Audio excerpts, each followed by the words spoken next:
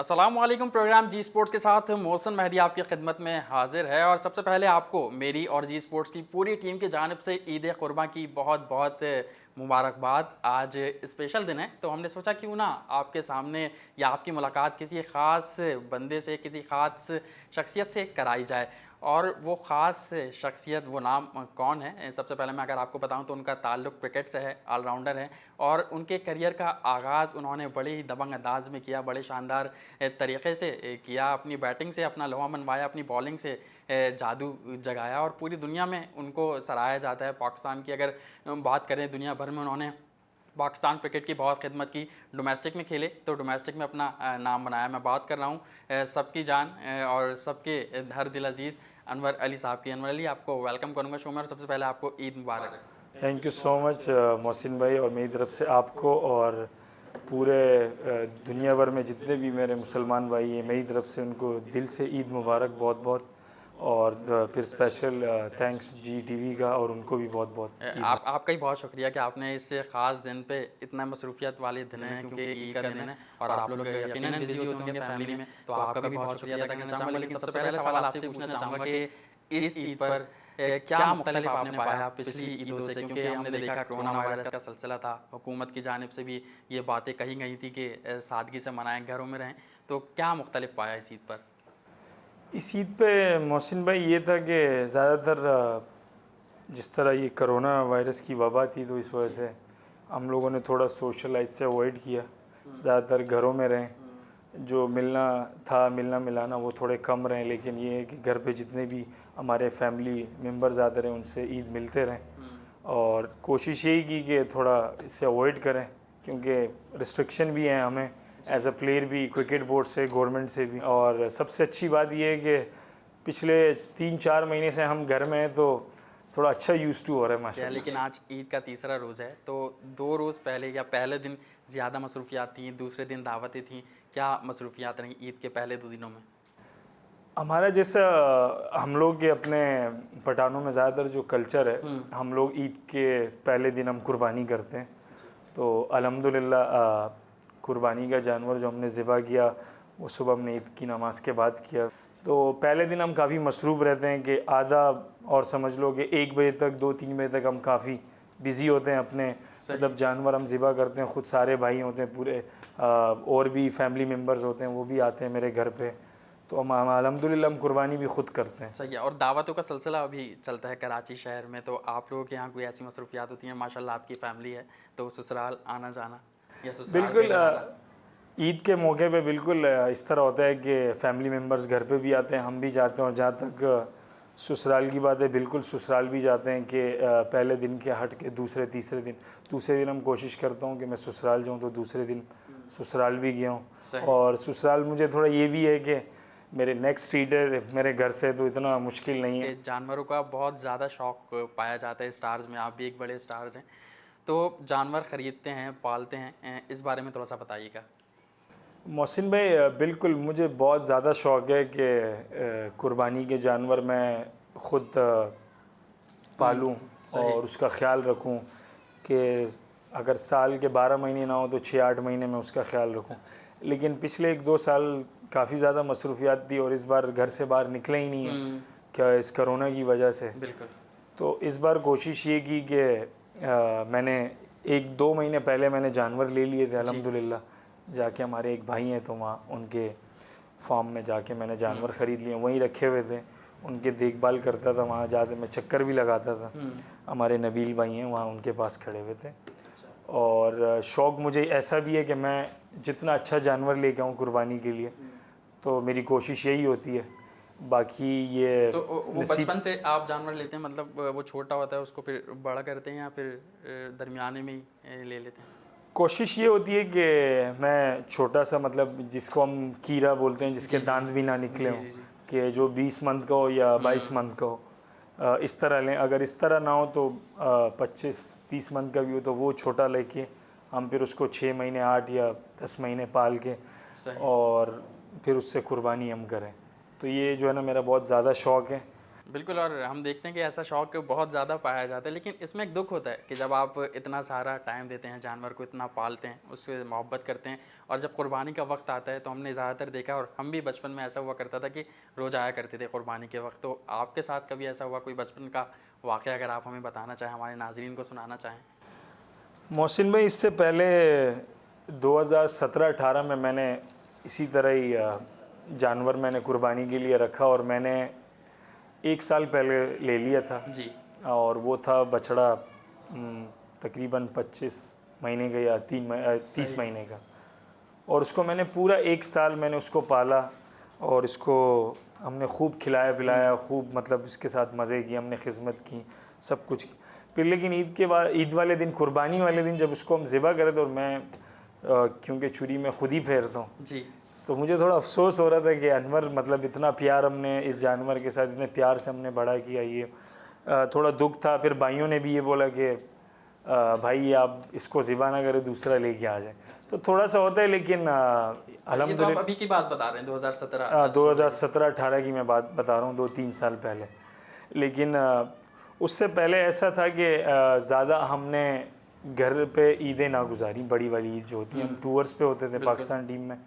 तो मैं इसलिए कह रहा हूँ कि 2012-13 के बाद मेरा 17 में पहली ईद आई थी घर पे, क्योंकि मैं उससे पहले टीम के साथ बिज़ी होता था, पाकिस्तान टीम नेशनल टीम में। तो हमारे ज़्यादातर जो ईद होती थी बकरा ईद स्पेशली, तो हम टूर्स पे होते थे, तो इसलिए भाई जाते थे, भाई बाकी वो जानवर लेके आते थे। फिर जब मैं 17 में था तो मैंने ख़ुद रखा था और मैंने उसको 1 साल रखा। तो उस पे जब मैं कुर्बानी कर रहा था और मैं, क्योंकि मैंने जैसे बताया कि मैं ज़िबा भी खुद ही करता हूँ, छुरी फेरता हूँ, तो उस टाइम मुझे थोड़ा हुआ था कि यार ये मैं अनवर क्या कर रहा हूँ कि इतना हमने इससे प्यार किया, मोहब्बत, और इतना प्यारा जानवर।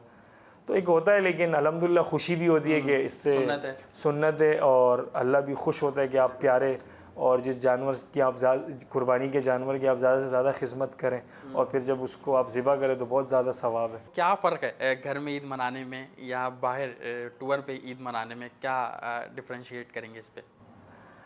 घर में ईद ये होता है कि आप अपने घर वालों के साथ होते हो, मतलब पेरेंट्स होते हैं आपके, माँ बाप हो गए, बहन भाई हो गए, फिर आपकी ख़ुद की फैमिली हो गई, मिसेज़ हो गए, बच्चे हो गए, आप इनके साथ होते हैं। तो फिर और भी बाकी फैमिली मेम्बर्स आ जाते हैं, तो अच्छा ईद गुजर जाता है। लेकिन उसके साथ साथ जब हम जिस तरह आपने की कि आप जब घर पे नहीं होते तो हम टीम के साथ होते हैं, बिल्कुल। वो थोड़ा डिफरेंट होता है, क्योंकि हमारी जॉब है एज अ प्रोफेशनल क्रिकेटर, और अल्लाह का शुक्र है कि हम कंट्री को सर्व कर रहे होते हैं और हम निकले होते हैं टूर्स पे। और जो हमारी क्रिकेटर लवर जो हैं और जो हमें चाहते हैं कि हम इनके लिए कुछ करें, और उनकी दुआएं साल भर हमारे साथ होती हैं और हम टूर्स पे होते हैं। ज़्यादातर तो ऐसा भी हुआ कि मैंने ईद के दिन पाकिस्तान टीम से मैचेस भी खेले, बिल्कुल। तो थोड़ा डिफरेंट होता है बहुत। और ये एक्साइटमेंट ज़रूर होती है कि आज हमारा मैच भी है पाकिस्तान टीम का, अगर हम ईद का दिन भी है, और अगर हम जीत की शक्ल में अपने आवाम को 2 तोहफे एक साथ दे दें, एक ईद का और एक जीत की शक्ल में, तो ये वाला मोटिवेशन हमारे लिए होता है। इस तरह का डिफरेंट होता है, लेकिन खुशी भी होती है बहुत, वहाँ पे भी हम इंजॉय करते हैं। सही, बिल्कुल खुशी होती होगी। अच्छा, दूसरा ये है कि हमने देखा है बकरा ईद पर ज़्यादातर मर्द भी खुद बढ़ चढ़कर खाना बनाने में हिस्सा लेते हैं और बारबेक्यू भी किए जाते हैं। तो अनवर अली क्या बनाना पसंद करते हैं, कभी कुछ बनाया है? कोशिश की है, लेकिन सीधी सी बात ये बताऊँ, मौसम में घर वाले छोड़ते ही नहीं है। अच्छा। घर वाले कहते हैं कि अल्हम्दुलिल्लाह, घर वाले क्या कहते हैं, हम खुद बनाएंगे? हाँ, हम खुद बनाएंगे, आप खाएं। लेकिन बीच में ऐसा होता है कि फिर हम ईद के दूसरे तीसरे दिन हम खुद से बारबेक्यू करते हैं, जितने हम दोस्त यार हैं, तो हम एक जगह बैठ के छत पे ऊपर हम लोग जो है ना बारबेक्यू वो वाला हम करते हैं। लेकिन ज़्यादातर ये कि फैमिली करती है, खाना पीना बनाती है। अच्छा अनवर, आपसे बातों का सिलसिला जारी रहेगा। वक्त हुआ एक ब्रेक का, नाजरीन कहीं मत जाइएगा। अनवर अली हमारे साथ मौजूद है और इनसे मज़ीद मज़े की बातें आपको सुनवाएंगे। देखते रहिए जी स्पोर्ट्स।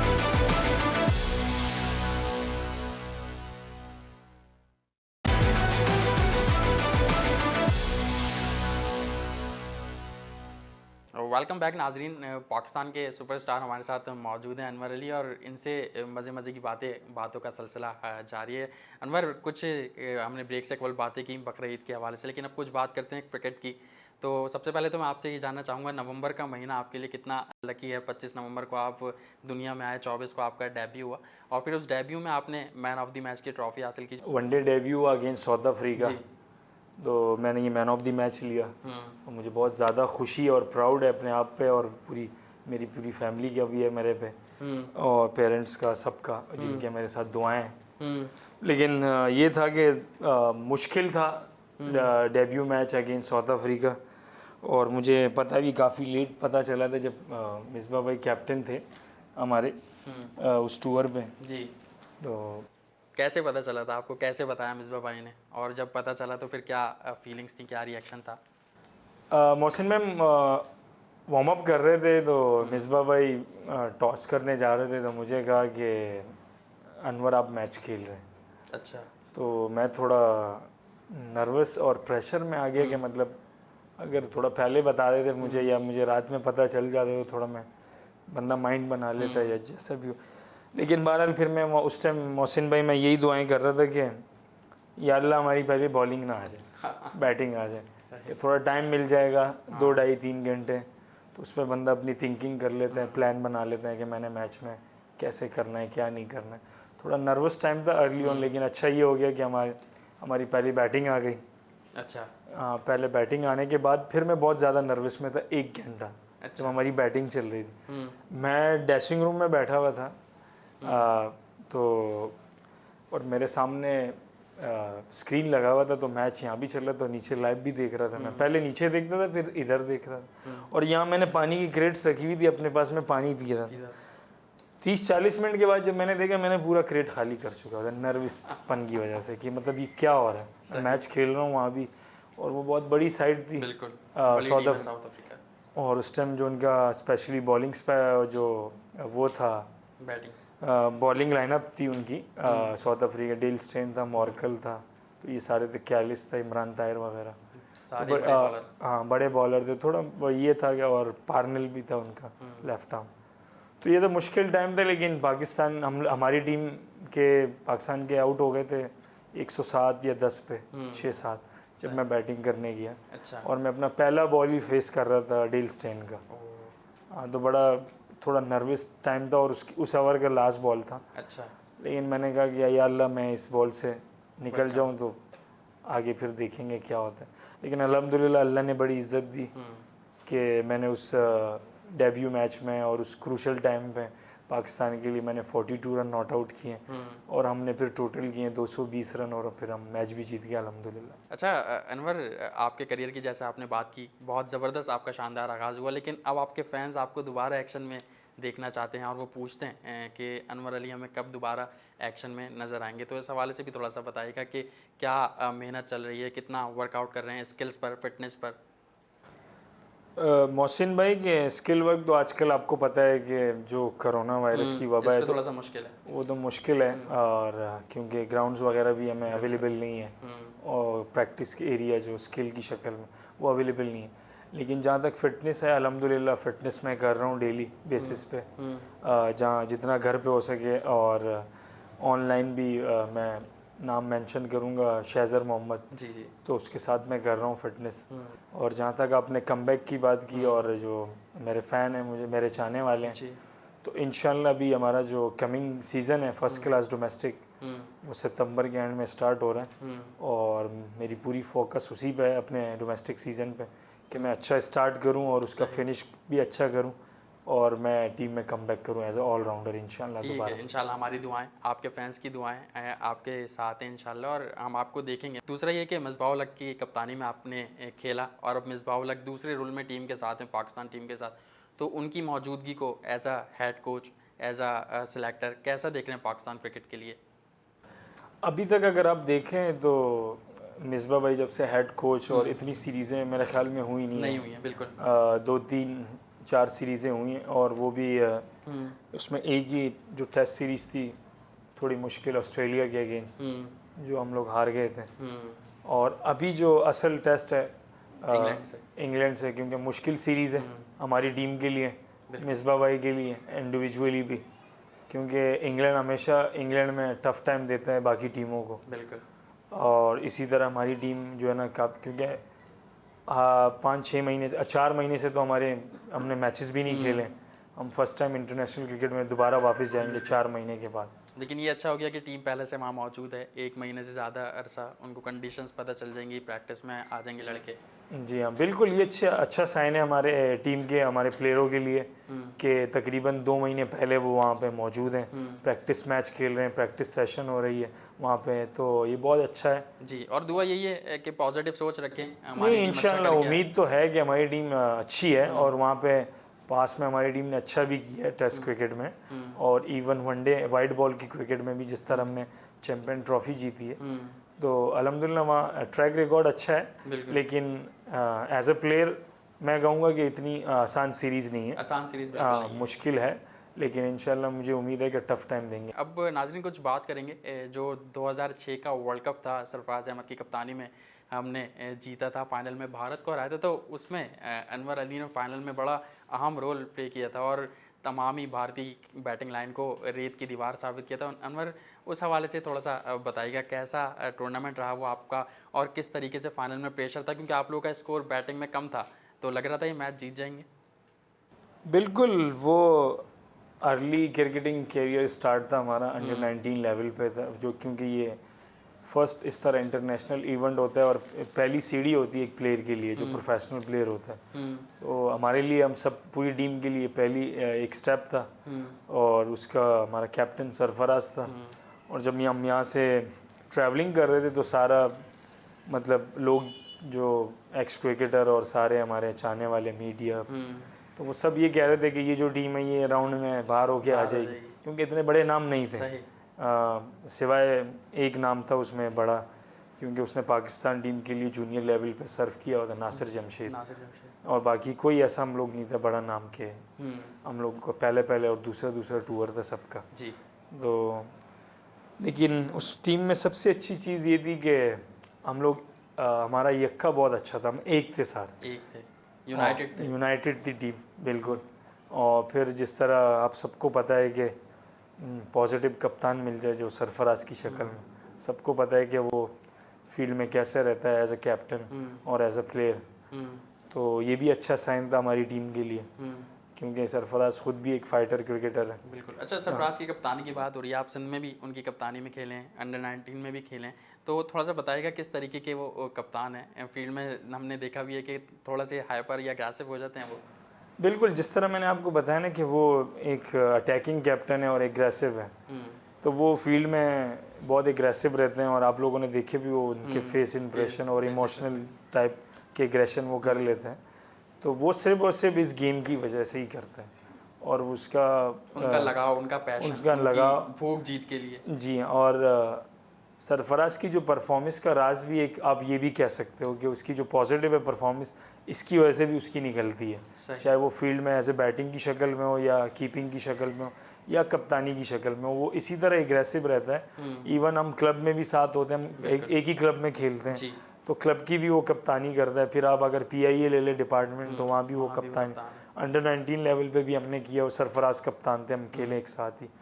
तो और फिर कोयटा ग्लेडिएटर देख लें आप, तो सबके सामने, तो वो उसका नेचर ही ऐसा है, वो सिर्फ इस गेम के लिए और जीत के लिए होता है, कि वो जिस टीम के लिए भी खेले वो सिर्फ जीत की वजह से ये एग्रेशन आते हैं उसके, हाँ, एक्सप्रेशन से, बिल्कुल, और उससे उसकी परफॉर्मेंस भी बाहर आती है जब वो इस तरह एग्रेशन लेके खेलता है। अच्छा, अंडर 19 के हवाले से मैं आपसे दोबारा ये जानना चाहूँगा कि उस मैच में आपने बड़े खिलाड़ी जो आज भारत में हैं, जैसे पुजारा, रोहित शर्मा, जडेजा, इनकी विकेटें हासिल की थी, तो उस हवाले से कुछ शेयर करना चाहें हमारे नाजरीन से, या मैच के बाद अगर भारतीय खिलाड़ियों से आप लोगों का रब्ता हुआ, मिलना हुआ? उससे पहले, फाइनल से पहले एक दिन पहले हम, मतलब ये था कि हम खाने के लिए निकले थे सारे प्लेयर, 4-5-6 प्लेयर, तो हमें रेस्टोरेंट में वो भी मिल गए इंडियन प्लेयर्स 2-3, जिसमें जडेजा था, पुजारा था और ये चावला वगैरह। उस टाइम तो खैर हम दुआ सलाम मतलब इस तरह जानते नहीं थे, लेकिन ये मिल गए थे वहाँ पे कि ये प्लेयर इंडियन ही है, अंडर 19। सही। तो बस ऐसे हेलो आई हुई, और उसके बाद फिर जब, लेकिन जहाँ फाइनल का सवाल है, तो फाइनल में ये था कि हम लोग की पहले बैटिंग हुई और हम 109 रन पे आउट हो गए, कम स्कोर था, कब बहुत लो स्कोरिंग हम आउट हुए, और इतने बड़े मैच में फाइनल अगेंस्ट, और वो भी इंडिया। लेकिन एक होप थी हमें, और हमें उम्मीद थी कि पूरे टूर्नामेंट में हमारी जो बॉलिंग अटैक था हम परफॉर्म करता हुआ आ रहे थे। हमारे मैच में दूसरी टीमों को मतलब ऑल आउट कर रहे थे और बॉलिंग फास्ट बॉलिंग जो है ना बड़ी फॉर्म में थी। मैं भी आउट कर रहा था, जमशेद अहमद बहुत अच्छी बॉलिंग कर रहा था और उसके साथ साथ अख्तर अयूब, तो वो भी बहुत अच्छी बॉलिंग, हम तीनों बहुत अच्छी बॉलिंग कर रहे थे। आपके और जमशेद के स्पेल ने घटिया खड़ी कर दी थी उन्होंने। लेकिन हमने ये भी फिर हमने मीटिंग की इनिंग के बाद, जब हम 109 पे आउट हुए, हमारे कोच मंसूर राना और हमारे मैनेजर साहब थे आफ्ताब बलोच साहब, आफ्ताब भाई, तो वो थे, हमने मीटिंग ये की कि फाइनल तक इंडिया की टीम तो ज़रूर आई थी, लेकिन जो उनका बैटिंग लाइनअप बहुत स्ट्रांग था, लेकिन 3 नंबर से नीचे किसी की बारी नहीं आई थी फाइनल में पहुंचने तक। इतना उनका मजबूत बैटिंग है, क्योंकि पुजारा ऊपर से रन कर रहा था, क्योंकि वो प्लेयर ऑफ द टूर्नामेंट भी हुआ था जी। और फिर उसके साथ साथ उनका जो कैप्टन था रविकांत शुक्ला, वो भी रन कर रहा था, वो वन डाउन खेलता था। तो 4 नंबर से नीचे किसी की बारी ही नहीं आई। सही। तो हमने ये प्लान किया कि हम अर्ली ऑन अगर हम 2-3 आउट करते हैं तो इंशाल्लाह मैच में हार सकते हैं। सही, और वही हुआ। और हम सारा मतलब हम पॉजिटिव थे और हम पॉजिटिव माइंड से उतरे थे और इसी माइंड को लेके उतरे थे कि हम शुरू में अगर अर्ली ऑन 2-3 आउट करते तो हम मैच में वापस हैं। तो वो अल्लाह ने ऐसा करना था। जब हमने बॉलिंग स्टार्ट की तो जमशेद पहला ओवर कर रहा था और वेरी फर्स्ट बॉल पे हमें विकेट मिल गया। इंडिया के हवाले से बात चल रही है, भारत के हवाले से बात चल रही है, तो आजकल हम देख रहे हैं कि पाकिस्तान में बाबर आजम बहुत ज़्यादा छाए हुए हैं। बाबर आजम का एक बहुत बड़ा नाम है और जिस तरीके से वो अपनी बैटिंग को आगे लेकर चल रहे हैं, लोग यही कह रहे हैं कि वो बहुत सारे कारनामे बना सकते हैं। लेकिन दूसरी जानिब शायकीन क्रिकेट या बहुत सारे क्रिकेटर ऐसे भी हैं जो उनका मवाजना विराट कोहली से करते हैं, तो इस हवाले से आप क्या कहेंगे? मोहसिन भाई, नो डाउट बाबर आजम ने अर्ली क्रिकेटिंग कैरियर जो उसका अब तक है जी, और अल्लाह करे वो पाकिस्तान के लिए लंबा सर्व करें। आमीन। तो अभी तक तो अल्हम्दुलिल्लाह बहुत अच्छा स्टार्ट लिया कैरियर का, चाहे वो वनडे और T20 फिर टेस्ट क्रिकेट में भी अच्छा परफॉर्म करने लगे हैं बाबर आजम। लेकिन मेरे हिसाब से मेरा ओपिनियन है जी जी कि अगर एकदम आप अगर किसी बड़े प्लेयर से मिला लें, जिस तरह विराट कोहली का अगर आप देखें तो उसके पास्ट में बहुत ज़्यादा अचीवमेंट्स हैं। ठीक है, अगर आप 100 की शक्ल में कर लें या मैच विनिंग नॉक्स की शक्ल में कर लें, तो अभी अर्ली ऑन कहना बाबर आजम को विराट कोहली से मिलाना, तो मैं तो कहूँगा कि थोड़ा अर्ली है। आगे आगे हम देखते हैं कि मुश्किल मरहले आएंगे बाबर आजम के लिए, चाहे वो चेसिंग की शक्ल में हो तो फिर बाबर आजम, और अब तो उन्हें कप्तानी मिल गई है। अभी अब कप्तानी मिल गई, तो अब हम देखते हैं, क्योंकि लोग ये भी कह रहे थे विराट कोहली के बारे में कि वो कप्तान हो जाएंगे तो उन पे बहुत ज़्यादा प्रेशर होगा, परफॉर्मेंस डाउन हो जाएगी, लेकिन वो और अच्छी परफॉर्मेंस कर रहे हैं। तो मेरे हिसाब से मेरी ओपिनियन है कि अर्ली है बहुत बाबर आजम को कंपेयर टू विराट कोहली, लेकिन नो डाउट बाबर आजम ने बहुत अच्छा स्टार्ट लिया है कैरियर का अपना, और मेरी दुआ बाबर आजम के साथ है और अल्लाह करे कि वो पाकिस्तान के लिए लंबा और अल्लाह उसको सेहत दे कि पाकिस्तान के लिए इसी तरह परफॉर्म कर। बिल्कुल, हम भी चाहते हैं कि बाबर आजम जिस तरह खेल रहे हैं उसी तरीके से अपने गेम को आगे लेकर चलें। अच्छा, रोहित शर्मा के साथ तो आप अंडर 19 में खेले हैं, विराट कोहली के साथ या इंडिया के साथ हमने आपको खेलते हुए नहीं देखा, तो एज अ क्रिकेटर आप दोनों को कैसा देखते हैं, रोहित शर्मा को, विराट कोहली को, या अगर खेलने का मौका मिला इंडिया के खिलाफ कभी तो किसकी विकेट लेना पसंद करेंगे? देखिए मोहसिन भाई, ये सवाल मुझसे काफ़ी मरतबा हो चुके हैं कि अगेंस्ट इंडिया जब आप खेलें तो आपकी क्या चॉइस होगी कि आप किसको आउट करेंगे। तो मैंने यही कहा था अर्ली, जब मैंने अंडर 19 में परफॉर्म किया था अगेंस्ट इंडिया, जिसमें पुजारा था, रविंद्र जडेजा, रोहित शर्मा, तो ये सारे प्लेयर जो थे इनके, मैंने पुजारा को भी आउट किया था, रोहित शर्मा को भी आउट किया था। तो उस टाइम मुझसे सवाल किए थे मीडिया ने, तो मैंने उस टाइम यही कहा था कि मैं अगर मुझे लगता है कि कोई मुश्किल बैट्समैन है बैटिंग लाइनअप में इंडिया की नेशनल टीम में, तो वो है राहुल द्रविड़। तो मैं पसंद कर रहा था, मैंने कहा उस टाइम मैं राहुल द्रविड़ को। लेकिन अगर इस टाइम देखें इंडिया की जो टीम है करंट टीम, तो उसमें अगर आप रोहित शर्मा और विराट कोहली को देखें, दोनों आउटस्टैंडिंग परफॉर्मेंस कर रहे हैं। लेकिन मैं फिर भी कहूँगा कि मैं अल्लाह करे कि मुझे मौका मिले, मैं टीम में जाऊँ, कमबैक करूँ और अगेंस्ट इंडिया में खेलूँ, तो मेरी ख्वाहिश होगी कि मैं विराट कोहली को आउट करूं। बिल्कुल। अच्छा, और हम भी दुआ करते हैं कि हमने देखा है भारत के खिलाफ खेलकर लोग हीरो बनते हैं, स्टार बनते हैं, तो आपको इंडिया के खिलाफ खेलने का मौका मिले। नाजरीन, वक्त हुआ ब्रेक का, कहीं मत जाइएगा, कीप वॉचिंग जी स्पोर्ट्स।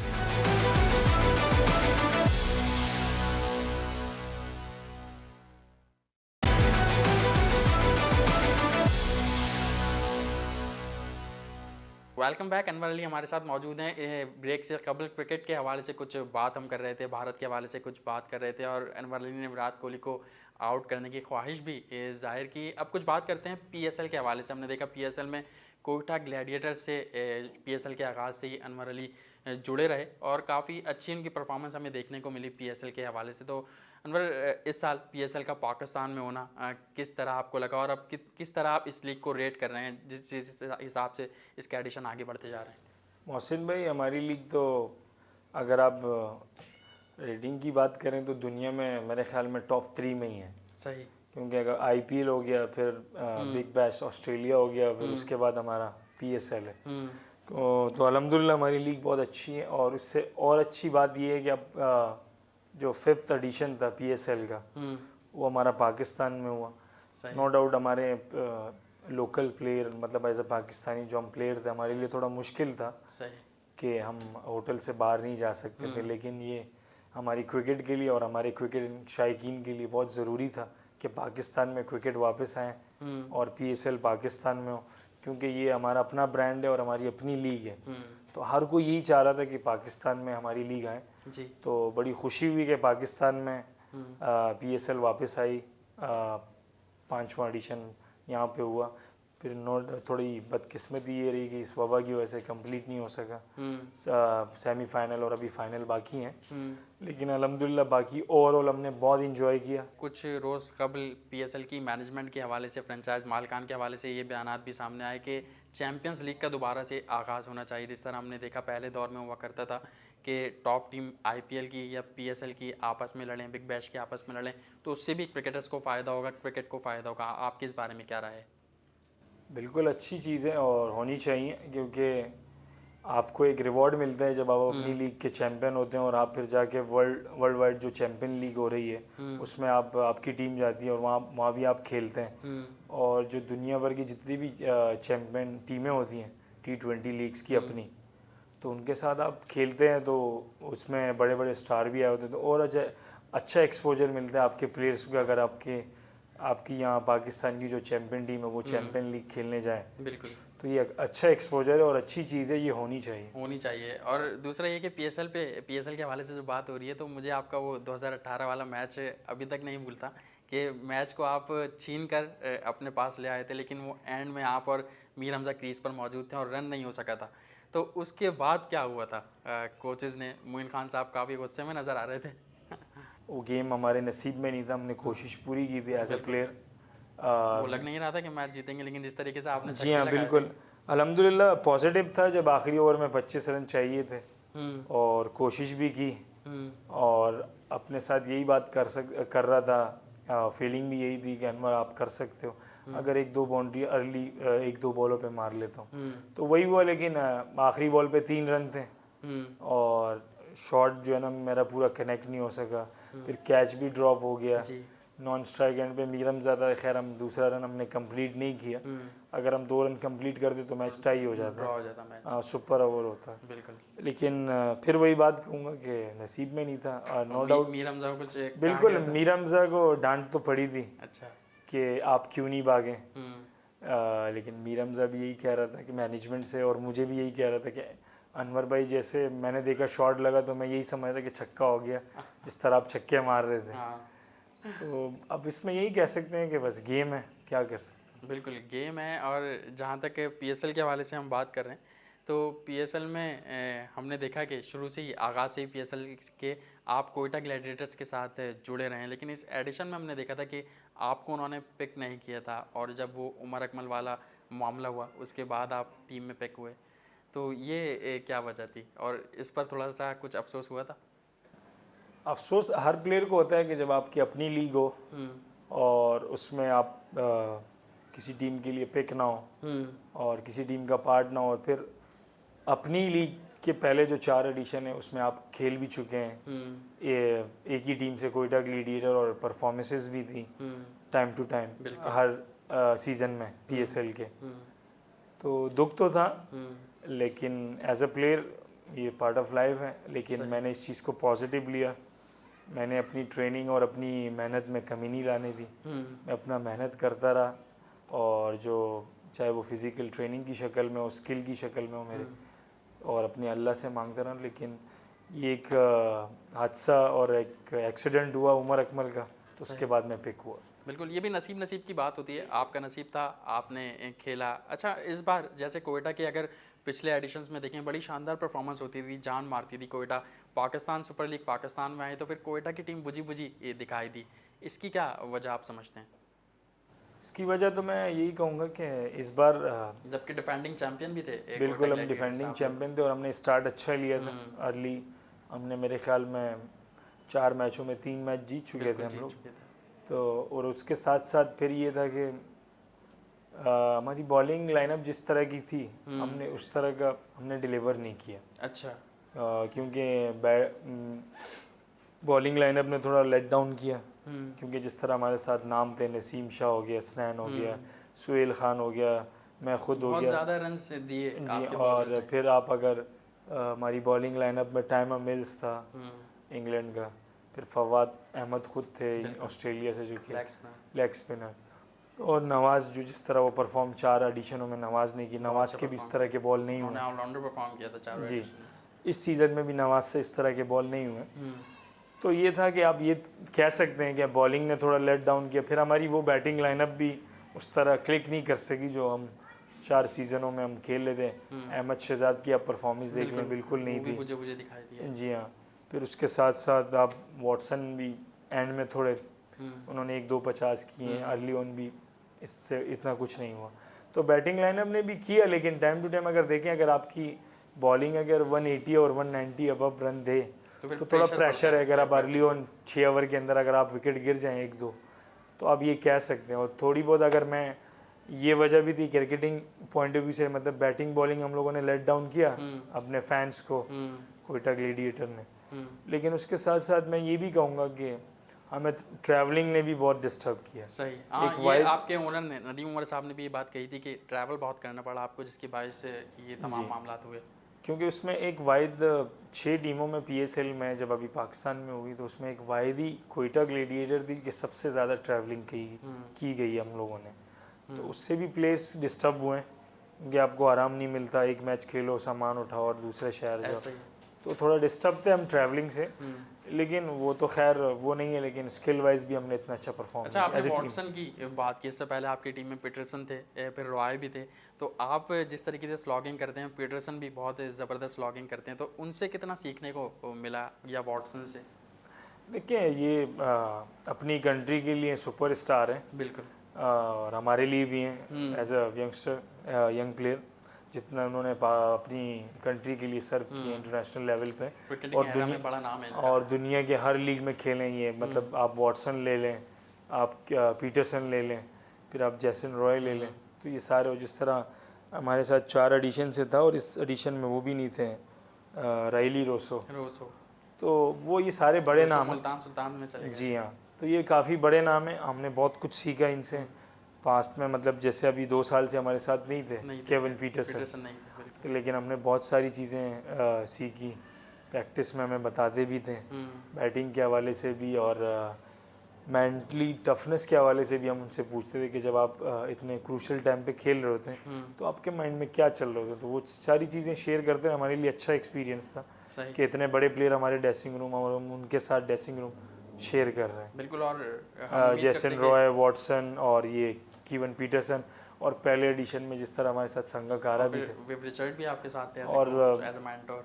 फिर सर तो आपको पता है कि वन एंड ओनली, वो उनसे तो हम सीखते ही हैं हर साल, और वो जितना सभी सीखते हैं उनसे अगर देखा बिल्कुल, और वो जितना बूस्ट हमारे ड्रेसिंग रूम को वो देते हैं, तो मैं कहता हूँ कि शायद कोई और नहीं देता। ठीक है। अच्छा अनवर, PSL के हवाले से हमने बात की और ये भी बात की कि इस साल PSL में बुझी दिखी कोयटा ग्लैडिएटर्स की, लेकिन थोड़ा सा डोमेस्टिक पे अगर बात करें तो सिंध की टीम की भी परफॉर्मेंस इस साल 4 डे क्रिकेट में काफ़ी मायूस कुन रही, तो उसकी आप क्या वजह समझते हैं? उसकी वजह तो मैं पहले भी अपने प्रेस कॉन्फ्रेंस जितने भी हुए ड्यूरिंग द सीज़न, तो उसमें मैंने मेंशन किया, और मैं तो एक यही वजह समझ सकता हूँ कि हमारी जो बॉलिंग थी, स्टिल सिंध की टीम की बॉलिंग बहुत अच्छी थी रेड बॉल क्रिकेट के हिसाब से। सुहेल खान, ताबिश खान, मीर हमज़ा, माइसेल्फ, मतलब मैं भी था उसमें, बिल्कुल, तो हमारी जो बॉलिंग अटैक थी बहुत अच्छी थी, लेकिन हमने उस तरह का डिलीवर नहीं किया, क्योंकि जब 4 दिन के 5 दिन के मैच में आप जब तक सामने वाली टीम को 2 बार आउट नहीं करोगे तो आपके जीतने के रेशो बहुत कम हो जाते हैं। सही। तो हमने मैचेस खेले हैं, हमने सामने वाली टीम को आउट नहीं किया या 20 आउट नहीं किया हमने, तो उसकी वजह से जो है ना हम लोग पीछे जाते रहे। तो मैं ये कहूँगा कि हमारी जो बॉलिंग थी ना, स्टिल सिंध की टीम, कुछ बातें ये भी चल रही थी कि कंट्रोवर्सीज हैं आपकी टीम में, कुछ बात नहीं बन रही आपस में, वो आप कह सकते हैं, लेकिन मोहसिन भाई देखें, एज अ प्लेयर मैं अगर आपको कहूँ, मेरा काम तो एज अ प्रोफेशनल क्रिकेटर, मेरा काम है अपने काम से काम रखना, क्रिकेट खेलना। सही बात। अब ऑफ द फील्ड जो चीज़ें मैनेजमेंट की साइड पे, वो क्योंकि वो मेरा डोमेन नहीं है, मेरा काम नहीं है, मेरा काम है कि मेरा बॉल और बैट कि मैं वहाँ खेलूँ, तो आप कह सकते हैं, लेकिन स्टिल हम उस पर हमारा ध्यान ही नहीं था। मैं अपनी बात करूँगा, अगर बाकी प्लेयर थे तो देखा आप रिजल्ट, तो नुकसान तो हमारा ही हुआ ना। नुकसान आपका ही हुआ, और आपके मैनेजर ने मेरे ही शो में कहा कि 27 साल बाद इतनी बुरी कारकर्दगी हमने। बिल्कुल, तो मैं यही कहूँगा अगर किसी प्लेयर ने उस तरफ ध्यान दिया भी और अगर थे कंट्रोवर्सी, तो अगर आप उस पर साइड पे रखें और अपनी स्किल और अपने कैरियर को सामने रखें तो आप फोकस करें उसी चीज़। आजकल डिपार्टमेंट क्रिकेट के हवाले से भी काफ़ी बातचीत हो रही है और बहुत सारे क्रिकेटर्स इस पर आवाज़ भी उठा रहे हैं कि गलत हुआ। हमने देखा कि डिपार्टमेंट क्रिकेट बंद हुई, क्रिकेटर्स बेरोज़गार हुए, कोई डिलीवरी बॉय बना तो कोई ठेला लगा रहा है, कोई गाड़ियाँ चला रहा है, सुजुकी चला रहा है। तो इसको आप कैसे देखते हैं कि पाकिस्तान क्रिकेट बोर्ड को नज़रसानी करनी चाहिए इस फैसले पर कि डिपार्टमेंट को वापस बहाल किया जाए? बिल्कुल, हमारी डिपार्टमेंट क्रिकेट ख़त्म होने से हमारे काफ़ी प्लेयर जो है ना उनकी रोज़ियां बंद हो गई, मतलब बेरोज़गार हो गए। और उसके साथ अभी 6 टीमों का जो सेटअप लास्ट ईयर से आया, तो इतने क्रिकेटर भी इसमें फिक्स नहीं हो रहे। सही बात है। जितने हमारे डोमेस्टिक लेवल पे क्रिकेटर्स हैं। सही। तो नो डाउट इसको मैं क्रिकेट बोर्ड ज़रूर कुछ ना कुछ सोच भी रहा होगा और करना भी चाहिए, क्योंकि क्रिकेटर जो है ना और तो कुछ कर ही नहीं सकते हैं क्रिकेट के हवाले, क्रिकेट के उनका अलावा क्रिकेट है। बिल्कुल, सारी चीज़ें यही कमेटी के चेयरमैन और इवन इसमें मैं कहूँगा कि काफ़ी सारी फैमिलीज़ हैं जो उन क्रिकेटर्स पर रिलाई करती है। बिल्कुल सही। उनके घर के सारे अखराजात, उनके चूल्हे सारे उसी से जल रहे होते। तो मेरी एक रिक्वेस्ट है कि क्रिकेट बोर्ड इसके बारे में देखें और कि डिपार्टमेंट क्रिकेट बहाल हो दोबारा और हमारे क्रिकेटर दोबारा आएँ ग्राउंड में। बिल्कुल, और हम भी ये उम्मीद करते हैं क्योंकि जो सरबराह क्रिकेट कमेटी इकबाल कासिम ने भी बहुत ज़्यादा आवाज़ बुलंद की इस पर, और एहसान मानी चेयरमैन जो क्रिकेट बोर्ड है उनको भी इस पर देखना चाहिए, नज़रसानी करनी चाहिए। आखिरी सवाल आपसे करूँगा, टाइम हमारे पास कम रह गया और वक्त का पता ही नहीं चला आपके साथ। इस ईद के मौके पर आप हमारे नाजरीन को क्या मैसेज देना चाहेंगे, आपके अपने फैंस को क्या मैसेज देना चाहेंगे? फैंस को और तमाम पूरी दुनिया में, पाकिस्तान में सबको मेरी तरफ से दिल से ईद मुबारक। और जिन मुसलमान भाई ने पाकिस्तान से बाहर पाकिस्तान में कुर्बानी की है, तो मेरी तरफ से आपको कुर्बानी भी बहुत बहुत मुबारक हो। और उसके साथ साथ मैं एक नाम मेंशन करूंगा जो हमारे साथ मतलब जुड़ा रहता है। बिल्कुल। और हमसे प्यार करते हैं जो भी क्रिकेटर्स ज़्यादा। तो इसी तरह हमारे एक भाई हैं असद भाई, जिन्होंने अभी ब्रांड लॉन्च किया, जिसके मैं खुद ब्रांड एम्बेसडर भी हूँ। और उस ब्रांड का नाम है ज़ब भाई चतराली। अच्छा। और जिसका मैंने ये इस ईद पे उन्होंने मुझे कपड़े भी भेजे हैं, मैंने पहने भी हुए, अच्छे भी लग रहे हैं। और मेरे फैमिली, मेरे सारे भाइयों को भेजे। तो thank you so much Asad भाई, और मेरी बेस्ट विशेज़ है ज़ब भाई चतराली के साथ। ठीक है अनवर, हमारी भी बेस्ट विशेज़ हैं आपके साथ कि आप बहुत जल्द कौमी टीम में कमबैक करें, आपका सीज़न अच्छा गुजरे डोमेस्टिक का। तो नाज़रीन, यकीनन आपको आज का हमारा प्रोग्राम अनवर अली के साथ जो स्पेशल प्रोग्राम था वो पसंद आया होगा, और बहुत सारी बातें की हमने अनवर अली से, कुछ उनकी पर्सनल लाइफ के हवाले से पूछा, क्रिकेट के हवाले से पूछा, और भारत के हवाले से वो नहीं खेले उससे भी उन्होंने एक ख्वाहिश जाहिर की। तो यकीनन आपको आज का हमारा प्रोग्राम पसंद आया होगा। इसी के साथ साथ सईद मोहसिन मेहदी और जी स्पोर्ट्स की पूरी टीम को इजाज़त दीजिए। आपसे एक बार फिर मुलाकात होगी, तब तक के लिए अल्लाह हाफ़िज़।